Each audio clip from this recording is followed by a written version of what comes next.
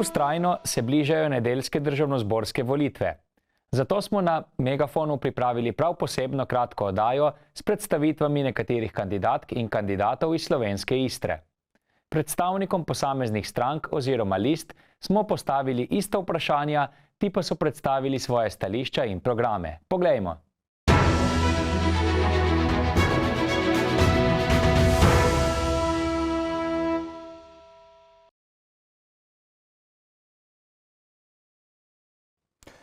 Jaz bi na tem mestu izpostavil dve težavi. Prva je vodooskrba, druga težava je pa hitra cesta oziroma ta povezava hitre ceste s Kopra proti meji s Hrvaško oziroma lahko tudi preko Izole, ki bremeni oziroma dela zelo konkretne zastoje, predvsem v poletnih časih, predvsem pa zavira razvoj naše regije in obalnih občin oziroma istrsko-obalnih občin. Promet. Mislim, da pa v zadnjih 4 letih se je kvalitetno in odločno pristopilo k reševanju teh težav. Poleg prometa pa oskrba s pitno vodo, ki se pa prav tako aktivno rešuje. Absolutno prometna infrastruktura. Istra se zelo utaplja v prometnih kolonah, predvsem v času turistične sezone. Prav tako dostop do zdravstvene oskrbe, tu bom poudarila dostop do ginekologa. Nedopustno je, da so naše ženske morale čakati v dolgih kolonah za to, da se vpišejo za pravico do ginekologa. Na drugi strani varovana stanovanja. Dejstvo je, da je za dolgotrajno oskrbo in konkretneje za varovana stanovanja starejših oseb enostavno ni bilo poskrbljeno. Če se dotaknemo občine Piran, je seveda problematično tudi to, da ni bilo ustreznega prostorskega planiranja. Na tretji strani tudi dostop do stanovanj za mlade, predvsem dostop do prvega stanovanja. Žal so v slovenski Istri cene nepremičnin tako izjemno visoke, da se naši mladi enostavno izselijo, ker je nemogoče priti do prvega stanovanja, in to bi morala država veliko bolj aktivno nagovoriti in reševati. V tem mandatu smo sicer začeli, predvsem recimo pri dostopu do zdravstvene oskrbe, pa tudi pri vprašanju javnih najemnih stanovanj. Zagotovili smo 1 milijardo evrov za daljnih 10 let in res upam, da bo to tudi pravi odgovor in da bodo mladi končno ostali v slovenski Istri in da jim bo omogočeno normalno življenje. Problem slovenske Istre v tem trenutku je vodooskrba, potem premalo pozornosti dajemo infrastrukturi. Mi vemo, da že preko 20 let imamo projekte, ki so neuresničeni še vedno, in ti projekti se nanašajo na ceste, na cestno povezavo Izola-Sečovlje oziroma Koper-Dragonja. In v tem Kopru poleti tudi domačini ne moremo priti z enega konca Kopra do drugega v relativno kratkem času. In to je velik problem. Poleg tega seveda pričakujem tudi, da se bo začel graditi tretji tir. Predvsem prometna povezava z centralo, se pravi z osrednjim delom Slovenije. Mi smo po tisti katastrofi izlitja kerozina ostali pravzaprav brez železniške povezave, pa že predtem je bila zelo slaba. Zdaj se sicer bo v kratkem zgodil promet po drugem tiru, ampak največja težava ostaja prometna povezava. Istra je precej razvejana in vse, kar targetira na mesto, ima zelo slabe prometne povezave z javnimi prevozi v zaledje. In tako se pač zaledje prazni in vse targetira na mesto. Drugi pritisk je pa stanovanjski problem, ki je zelo velik na mestu prav zaradi tega, ker ljudje odhajajo iz podeželja. Definitivno vprašanje vodooskrbe. Zdaj poleti zaradi suš, ki so zaradi podnebnih sprememb vedno bolj občutne, do tega, da vedno trepetamo pred tem, ali bo spet iztiril kakšen vlak ali pa katerakoli druga nesreča, nam lahko ogrozi oskrbo z vodo v Istri, in tu bi država lahko postala nek garant, da se zagotovi Kopru oziroma vsem istrskim občinam nek dodatni vodni vir. Pač neke ideje z zajetji so, ki bi lahko nabirala vodo čez leto, in mislim, da bi tle država morala narediti en velik korak naprej. Slovenska Istra se srečuje že vrsto let z, bom rekla, precej izzivi. Eden od ključnih, katerega mi vidimo, je oskrba s pitno vodo, za katero vemo, da že vrsto let se Slovenska Istra bori, da bi pridobili še dodaten vir pitne vode. In nažalost država do sedaj ni imela nekega večjega posluha. To je ena od ključnih tem, za katero se bom zavzemala v Državnem zboru. Druga pomembna, bom rekla, problematika ali izziv, kot temu rečemo, je infrastruktura, infrastrukturni projekti, predvsem cestne in železniške povezave. Koper je gospodarsko mesto, turistično mesto, ima veliko potencijala, ljudje radi živimo tukaj, vendar vemo, da se soočamo z velikimi težavami, predvsem kar se prometnih povezav tiče, posebej v poletnih časih in mesecih, kadar imamo tudi veliko turizma. Skratka, to je ena od točk, s katero se bomo mogli resno soočiti v Državnem zboru, ko bomo izvoljeni. In še ena od ključnih problematik, s katero vem, da se že dolgo cajta nihče resno ni ukvarjal v Ljubljani in usmeril svojo energijo na obalo, je stanovanjska problematika. Vemo, da na obali je zelo majhna, bom rekla, ponudba javnih najemnih stanovanj, kar uspejo lokalni skladi ali pa občine zgraditi, se naredi. Vemo, da v Kopru dolgo časa je bila vrzel, zadnja stanovanja, ki jih je Republiški stanovanjski sklad zgradil v Kopru, preden so zaključili zdaj zadnji projekt, je bil leta 2007. Naslednji je pa bil šele v lanskem letu oziroma leta 2024. Torej vmes je bila ena taka zelo dolga vrzel, kar se ne sme več dogajati. Da ne pomenjamo, da v drugih istrskih občinah je situacija še toliko slabša. Skratka, izzivov imamo veliko, seveda tudi z našo Luko Koper. Vemo, da so apetiti taki in drugačni z različnih strani, bom rekla, se nam obetajo, vendar zavzemamo se za to, da Luko ohranimo še vedno slovensko in da ostane v Kopru taka, kot je, seveda, pa njena širitev mora biti nekako v sinergiji z lokalnim prebivalstvom in z okolico. Kajti mi menimo, da so kapacitete, ki jih ima Luka na tem območju, že precej zapolnjene. Zagotovo je to stanovanjska problematika mladih, zaradi katere se mladi izseljujejo v druge kraje, s tem Istra izgublja svoje lokalno prebivalstvo, svojo identiteto in svojo prihodnost. Ni pa to edini glavni problem. Še en tak je neučinkovit javni prevoz, ki onemogoča mobilnost in normalno življenje v obalnih krajih in povezavo z zaledjem. In še ena tretja zadeva pa je tudi dajanje prednosti investicijam v turizem namesto v korist lokalnega prebivalstva. Tak primer je gradnja dvigala na Markovec, ki sicer naj bi služilo lokalnemu prebivalstvu, ampak določene analize kažejo, da je dosti bolj zanimiva za turiste, kot pa dejansko za lokalne prebivalce.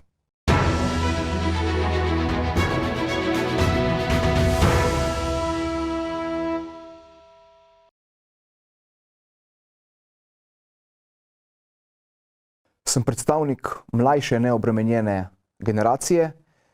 Pogosto predvsem nam mlajšim na desni pripisujejo take in drugačne žaljivke, ki po mojem mnenju in po tem, koliko, bom rekel, dela in dobre energije vlagamo v svoje delo, niso oziroma so krivična.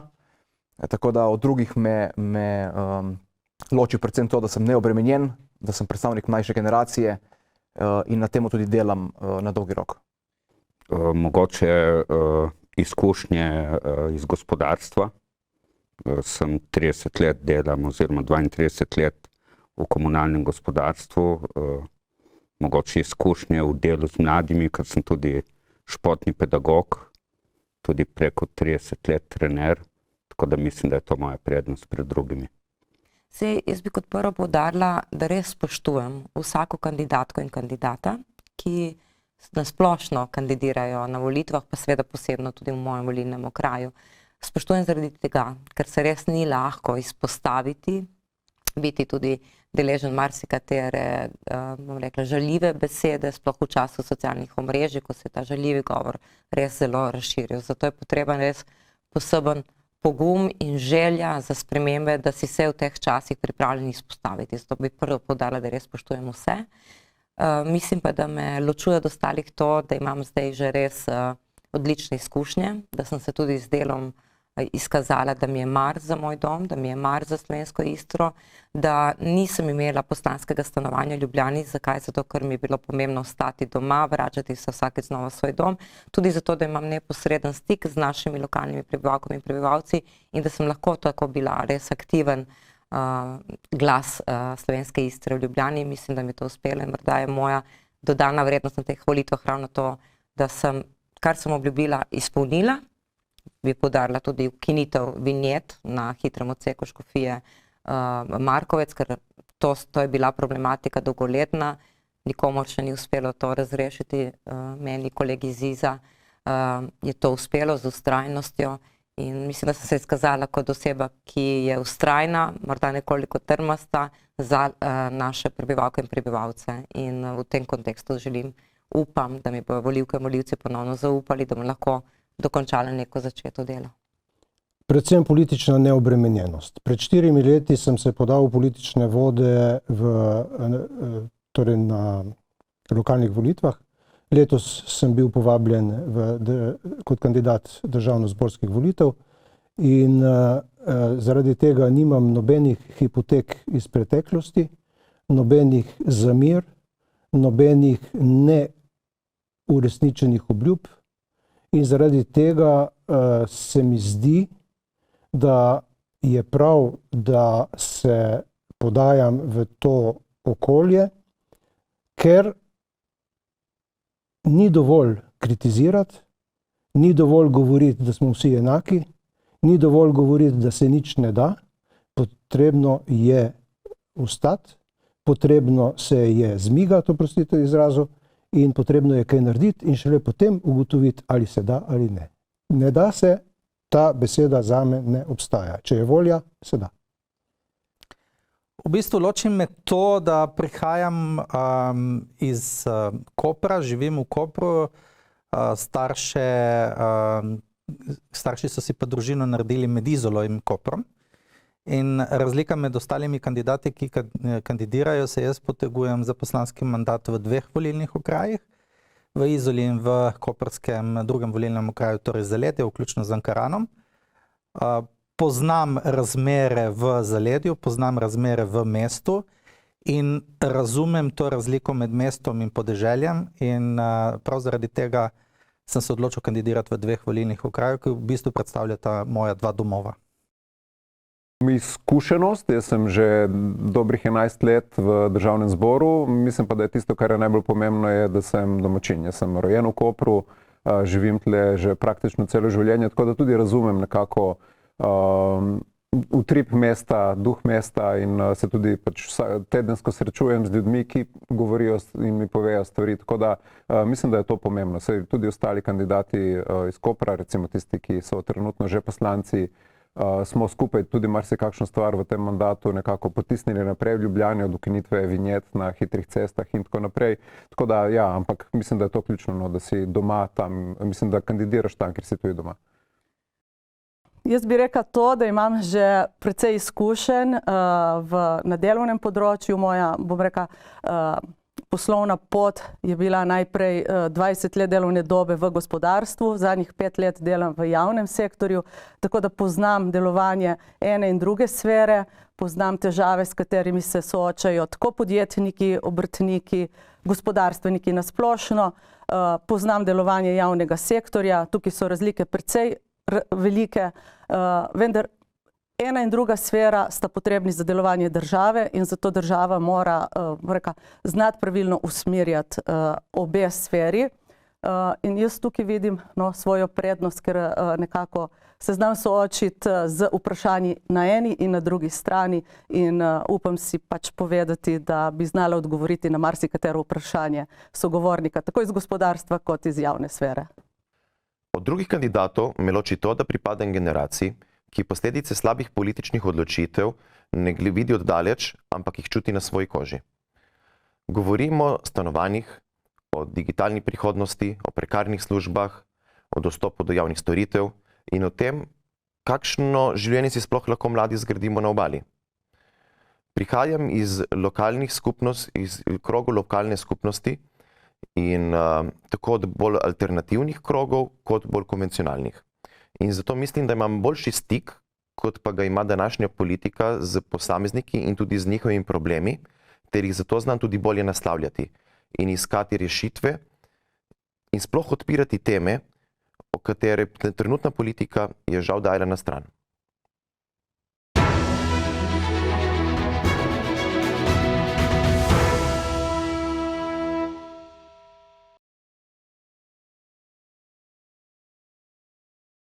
Če se s čimerkoli, predvsem od širših in večjih tem, ne bi strinjal, ne bi deloval znotraj SDS-a, tako da kar se tega tiče, nimam nobenih zadržkov, delim vsa večja stališča, podpiram pa tudi to, kar stranka dela oziroma razprave znotraj same stranke. To je vedno dobrodošlo, to je pri nas tudi, bom rekel, stalnica, tako da je to z moje strani. Ne strinjam se povsem z rešitvami v zakonu o gostinstvu, predvsem na delu, ki se tiče sobodajalstva.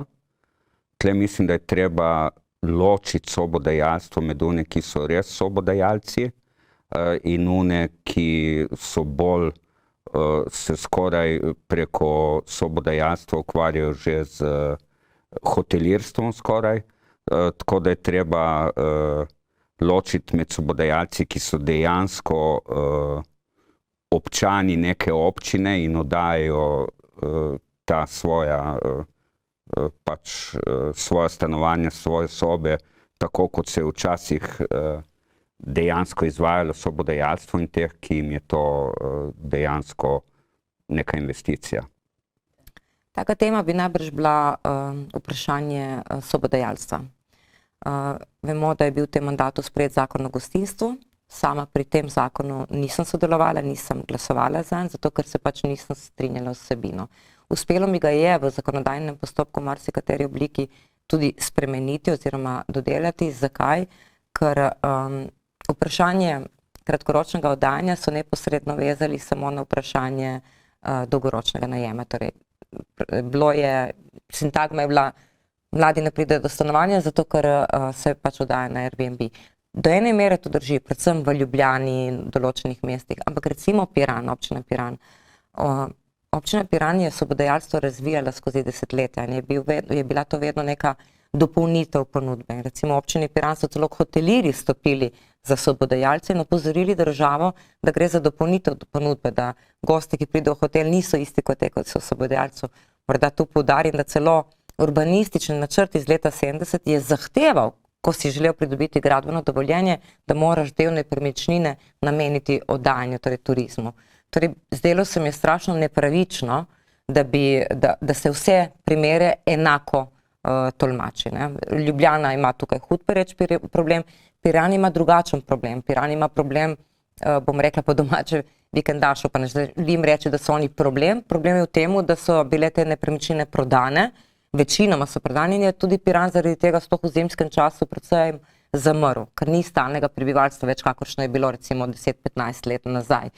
In Airbnb oziroma sobodajalstvo je v tem primeru morda samo dopolnitev, ker lahko nekdo pride vsaj v zimski sezoni, ko so hoteli večinoma zaprti, zato ker imajo drugačen razpored dela, tista dopolnitev ponudbe, ki sploh še malo obogati mesto. Tako da jaz sem tukaj precej jasno nastopila drugače kot stranka. Ne zlonamerno, ampak res dobronamerno, ker sem želela predstaviti, kakšno je dejansko stanje v drugi občini. In mislim, da je ta zakon vseeno potrebno ustrezno še dodelati in dopolniti v naslednjem mandatu, in zato se bom tudi zavzemala. Tudi morda vprašanje vinjetnega sistema se najbrž na nacionalnem nivoju ni zdelo tako pomembno. Meni pa se je, in sem zato tudi ustrajala pri njemu in tudi dosegla, da je potem poslanska skupina v celoti podpirala to izvzetje. To je bilo morda to na kratko, ker sem se predvsem, ampak moram poudariti, da sem vesela, da sem podpredsednica stranke, ki je demokratična, ki razume, da so različni kraji, različne regije, da imajo različne problematike.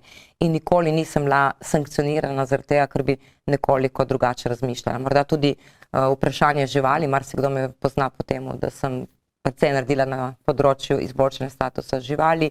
Ko sem nastopila prvi mandat, to ni bilo vprašanje, ki bi bilo tako zelo v ospredju. Morda sem bila kdaj tudi deležna malo posmeha zaradi tega, ampak se mi je zdelo pomembno vztrajati, zato ker res mislim, da je odnos družbe do živali v resnici ogledalo celotne družbe, kot je nekoč parafrazirano že Mahatma Gandhi povedal. In morda se je komu v moji stranki ni to zdelo pomembno vprašanje, meni pa se je, zaradi tega, ker gre za skupino, težko govorim, ampak za bitja, ki nimajo pač glasu in ki so marsikdaj bila zlorabljena. Ravno tu v slovenski Istri smo videli res mučenje živali in to je bilo tudi eden izmed razlogov, zakaj se sploh se odločila se vključiti v politiko, da se začne nagovarjati vprašanja, ki so bila marsikdaj spregledana. Tudi vprašanje pirotehnike, spet eno vprašanje, ki ni tako zelo politično strankarsko pomembno, v resnici pa je za družbo zelo pomembno. V Kopru ste videli, kaj se je pred novim letom dogajalo. Mislim, da je šlo za golo in čisto objestnost in je bilo res pomembno to vprašanje postaviti, bom rekla, na zemljevid v Ljubljani.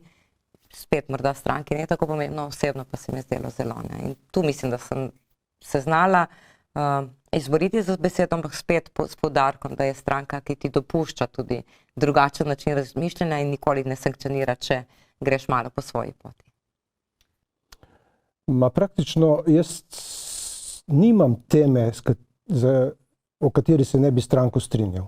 Jaz sem se pridružil tej stranki zaradi njenih vrednot, ki jih zagovarja, zaradi programa, ki ga ponuja in tukaj imam dokaj identična stališča. Mogoče tu in tam mislim, da smo premalo glasni takrat, kadar je treba povzdigniti glas v podporo pravičnemu sodstvu in pa odločnemu ne korupciji. Pa pravzaprav pri nas ni nestrinjanj. Mi smo dobra ekipa, to smo dokazali tudi v tem mandatu, ker smo pravzaprav realizirali vse tisto, kar smo obljubili v 2022, ko smo vstopili v vladno koalicijo. S 3 najtežjimi projekti smo se soočili, to je dolgotrajna oskrba, stanovanjska politika. Prvič po 30 letih se bo vložilo veliko količino denarja, javnega denarja, prav zaradi tega, da se stanovanjske kapacitete razvijajo, in pokojninsko reformo. Ko se v timu, ko deluješ, si pač izmenjaš mnenje, včasih se z nečem strinjaš in to, ampak na koncu, ko ostanemo na koncu dneva od mize, smo vsi zgledili poglede. Definitivno obramba.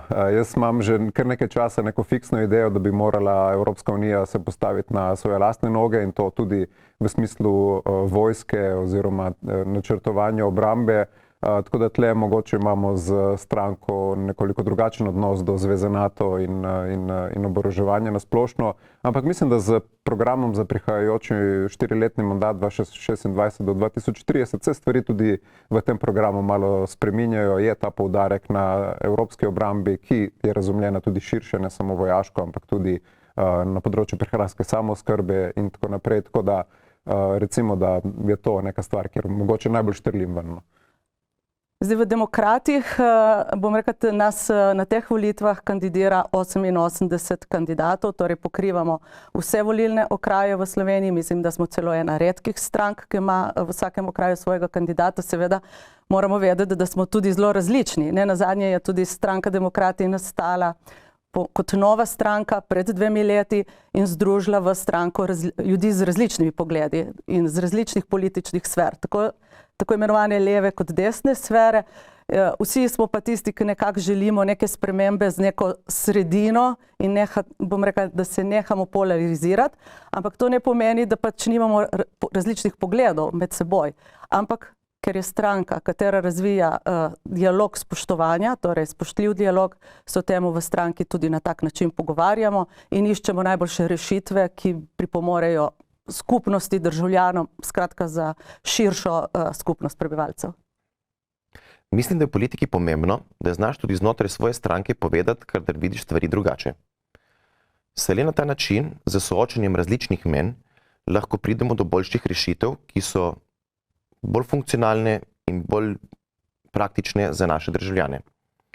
Vendar ni dovolj, da samo debatiramo za zaprtimi vrati, ampak je treba tudi pristopiti do občanov in jih vprašati za svoje mnenje. Tako dobimo največ različnih opcij in se lahko odločimo za tisto, ki je najboljša za pač neko lokalno obalno skupnost.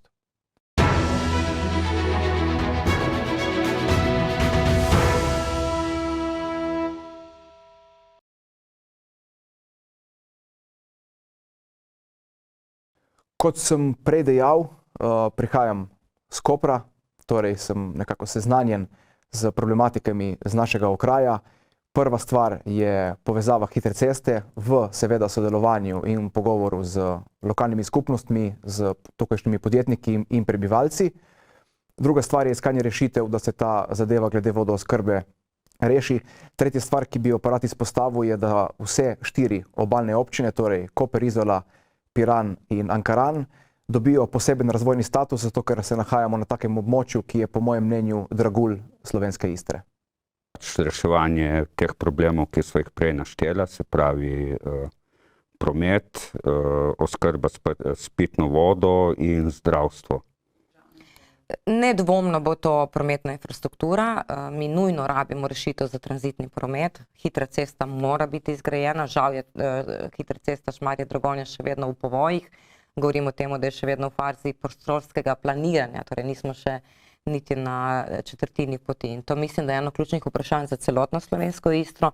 Nadalje seveda reševanje tudi prometa Piran, Izola, Koper, ki pa ne sme več služiti tranzitnemu prometu. Zdi se mi zelo pomembno tudi nadaljevati in skušati reševati odnose med skladom kmetijskih zemljišč in kmeti. Sploh v slovenski Istri so strašno oškodovani zaradi tega, ker se zemlja tu prodaja bistveno dražje kot drugod po Sloveniji, a kmet je kmet v Piranu ali pa v Murski Soboti. Ni korektno, da so tukaj cene 300-krat više v primerjavi z drugimi deli Slovenije.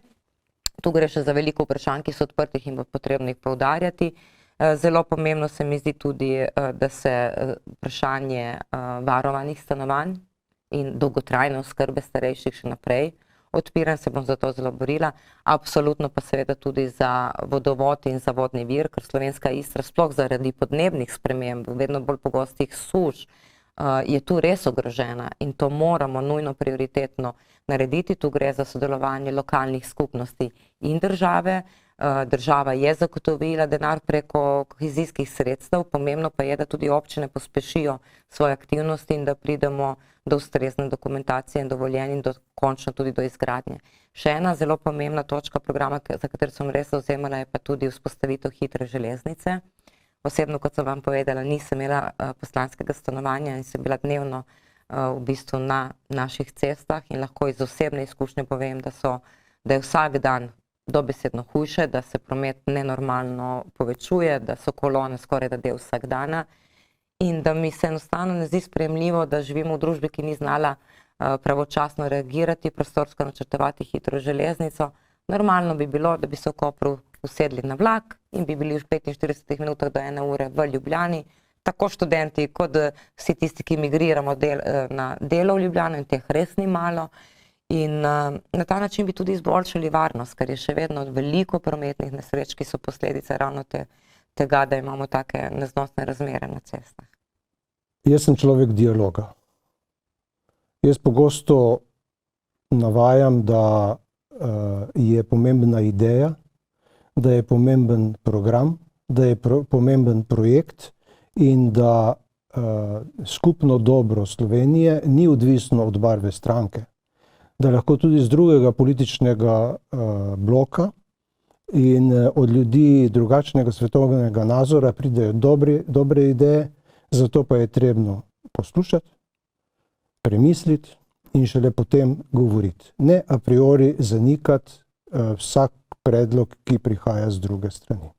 Najbolj vztrajno bom odpiral vsekakor dostopnost do stanovanj, tudi predvsem v Izoli, kjer je veliko pomanjkanje.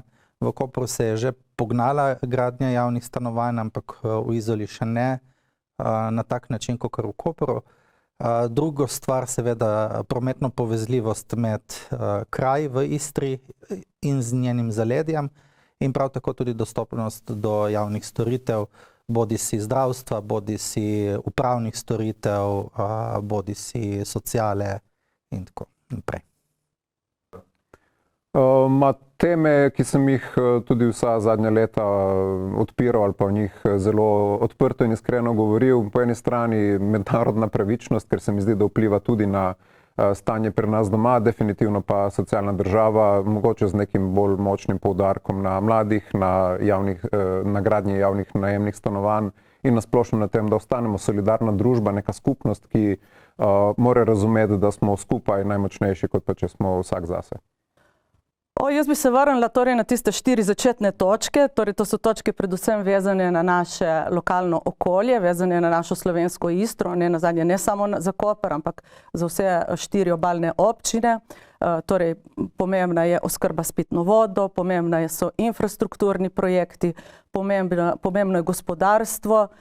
Nenazadnje imamo program, ki smo ga sestavljali 2 leti in je izjemno dobro napisan program, to je Uspešna Slovenija 34, v katerem je zajeto, bom rekla, 14 področij, ki so ključni za razvoj Slovenije in v vseh teh področjih se vidim kot nekdo, ki bom lahko podajal svoje predloge in mnenja. Naj dodam to, da smo stranka Demokrati, si radi rečemo, da smo stranka evolucije, ne stranka revolucije. Torej naš program temelji na dolgoročnih rešitvah in na tisto, kar vemo, da bo našim generacijam bodočim lahko doprineslo bistveno lažje in boljše življenje v tej naši prelepi državi. Tako da jaz bi povabila vse naše krajane, moje someščane, da se 22. marca udeležijo volitev, da obkrožijo številko 13. To ni nesrečna številka, verjamemo, da je srečna številka za prihodnjo Slovenijo in da se v vsakem primeru pa volitev udeležijo, ker vsak glas je pomemben. Najbolj vztrajno bom odpiral stanovanjsko problematiko mladih, saj od tega vprašanja odvisno skoraj vse ostalo. Osamosvajanje, zaposlitve, družinsko življenje, ostajanje v domačem lokalnem okolju in ali imamo mladi sploh kakršnokoli prihodnost. Na obali je ta problem še posebej pereč, saj so cene najemnin in stanovanj absurdno visoke. Država se predolgo ni lotila dovolj odločno tega problema in če hočemo, da mladi ostanemo v slovenski Istri in si ustvarimo življenje, moramo ta problem postaviti kot eno od glavnih političnih prioritet.